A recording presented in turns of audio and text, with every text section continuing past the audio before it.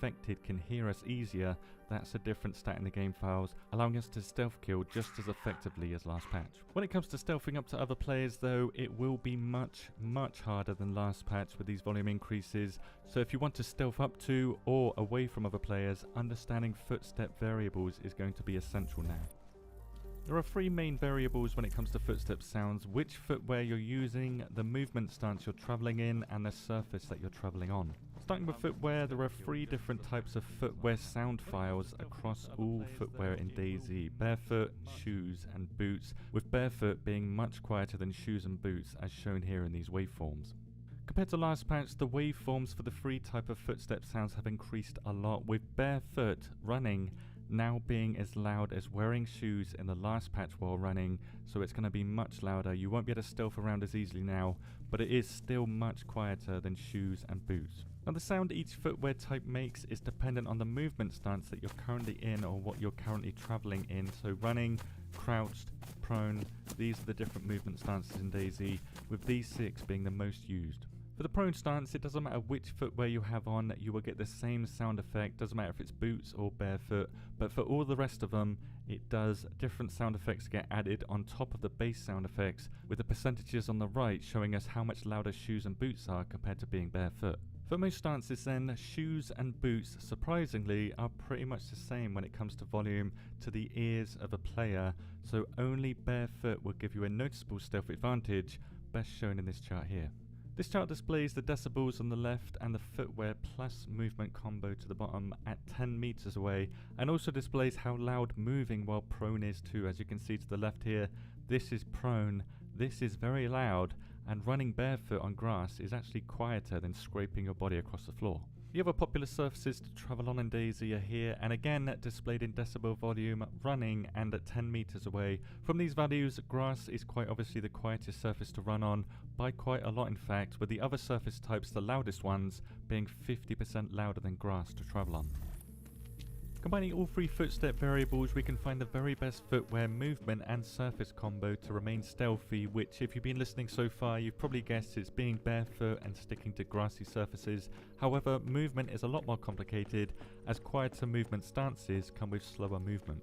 The worst movement type then is obviously being prone. It's slow, it's loud, but it does give you the benefit of blending into the ground a lot better, with sprinting being the fastest speed but also being the loudest, making the standard run appear to be the middle ground that's good between stealth and speed, which is 22% quieter than sprinting, but a huge 37% and it has slower. managed to Crouch running underperform isn't in far every behind the metric I standard thought running though, which is 45% slower than sprinting, but a very respectable 62% quieter, nearly 3 times quieter compared to sprinting to running, but just 14% slower than running, making crouch running easily the best compromise when it comes to stealth and speed. And while barefoot on grass is the second quietest way that we can move our characters around. Now you do risk getting a bleed without footwear on. This is a minor bleed, you don't need to fix this right away, you've got 5 minutes to... badly upon by fans is because even though it was weak a lot of the time, it gave us some absolute bangers here and there. Goku Black, the Tournament of Power, a new God Hierarchy, Moro, Granola, and not even mentioning Ultra Ego, Beast Gohan, and finally one of the most iconic transformations in all of anime, Ultra Instinct. Now once again, like I said before, I haven't seen the last 2 episodes, but so far Daima hasn't really given the fans anything, so I'm not really convinced this existence was necessary.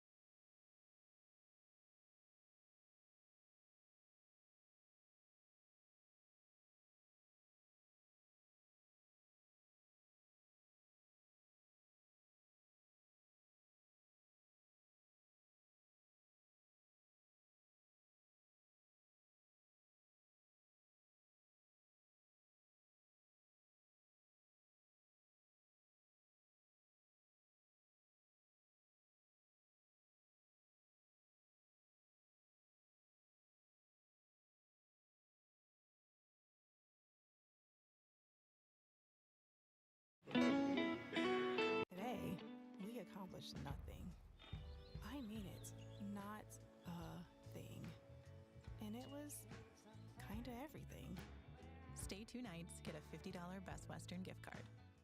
Let's not have a wait-and-see attitude. It's all about attitude. We need that American swag, all right? Well, they brought it all right. Maybe it was the booing during the anthem. Maybe it was that speech, but the U.S. came out physical, imposing their will early. They played a fantastic game, and at the heart of it was these Kachuk boys, who are going to be a problem. While they didn't start on a line together, boy, did they finish on one together. They were everywhere tonight, and you can tell this means something to them. So let's see how it went down. We were just a minute in, and we got a great idea of how this game was going to go. The US was setting a tone, but the Finns, maybe the smallest country in the tournament, nowhere near backing down. They fought back all game, and having said that, while early on it was the US getting the more dangerous looks, it was Finland's Jokiharju with the opening goal. Only one goal this season in the NHL, but he makes his presence known here as Hellebuck has to have this one, lets one leak through, and Jokiharju has a solid start for him and for Finland. But wasn't 3 minutes later, and Brady Tkachuk on the follow-up would square it up. Gets this one from Boldy, beats Saros, banking it off of him and in, and just like that, it was a 1-1 game. But he was just getting started. And it could have been a very different opening period. The US rang a few off the pipe, outshot Finland 13-7, but a solid period overall from both teams meant it remained a tied game after 20. And so in the second, we got a very different period. It took over 4 minutes to get an official shot on net as the Finns great in the lanes again, and it would take Montempallo getting called for boarding to put the US on the power play before they would even get their first shot of the period. They got a great look here, but overall, the Finns, again, with some solid play. They played a very counterpunch game that requires the game to stay close, which for the most part, it did. And again, the physical play, I love. Tkachuk and Mikkola coming together, as it's just so refreshing to have hockey these guys actually care about. It was a grind-out period overall with chances on both ends, but the Tkachuks stood out all night. They were just everywhere. They are such an asset to this team, lethal on a line together, as we started seeing towards the end of the second. But with 3 to go, Faber, a shot from the blue line, and they score. It's the go-ahead goal as Matt Boldy redirects it in front to make it a 2-1 game to regain the lead. And so with 5 seconds remaining, the period's over, right? Well, not before Matthews would draw a penalty, as this one would obviously carry over to the third for a big power play opportunity, where sure enough, right out of the gate, it's Matthew Tkachuk. His shot would get redirected by Mikkola, as we now had a 3-1 game and a goal from each Tkachuk. Don't you blink though, it's Matthews for Gensel, short side, and it's 2 goals in 11 seconds to start the third frame, and suddenly a completely different game. Which meant for the Finns, they now had to play a completely different game, which played right into the hands of the U.S. Eichel for Tkachuk, and this game was truly blown open. It's a beautiful goal from Brady here for his second of the night to make it 5-1, as the Tkachuk boys with 3 of 5 goals, but still not done. And this is what they do. They get in your face, coming here to the defense of McAvoy after Armia caught him with a cross-check, which meant the U.S. got another power play. But surprise, surprise, who's yapping? On that power play, it's a shot from Werenski, and surprise, surprise, who's scoring? Who else but Matthew Tkachuk in front to score his second of the night, fourth by a Tkachuk brother to make it 6-1 in what was a full 60-minute effort from the Americans, and as time would expire, they would take the dub 6-1. Their parents proud as could be. The second and first stars, of course, went to Brady and Matthew Tkachuk. But the U.S. now has 3 points as the current leaders, with Canada losing a point to Sweden due to overtime. And speaking of which, that game should be fantastic between Canada and the U.S. on Saturday. It's going to be the biggest game that I've ever played in my career, so yeah, the excitement's going to be an all-time high. And then just quickly, I want to thank you guys so much for getting me to 90,000 subscribers. We are so close to 100, I can taste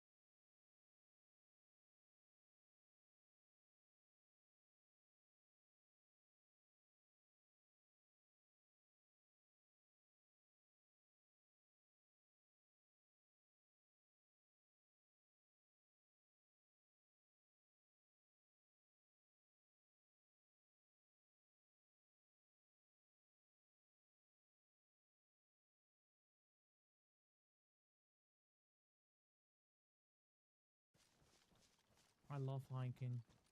Actually going to England this year, doing like 15 kilometers every day, like for 7 days or so.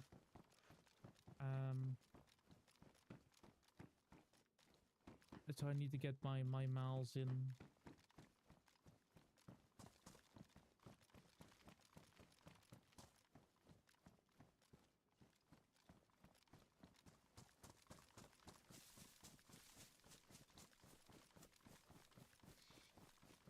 Comedy show though. That's cool.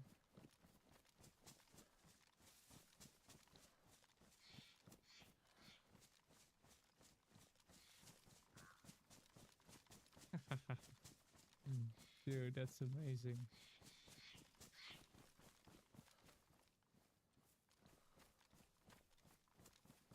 I would love to do that, but yeah, I have nobody else to go with.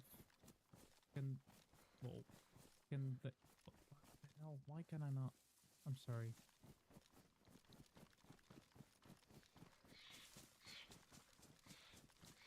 But you know what who I'm talking to. Yeah, I guess the thing is, I don't think my parents would trust me doing that on my own. Like, what if I, you know, trip or something, or if I fall, or like nobody is there because you're on your own.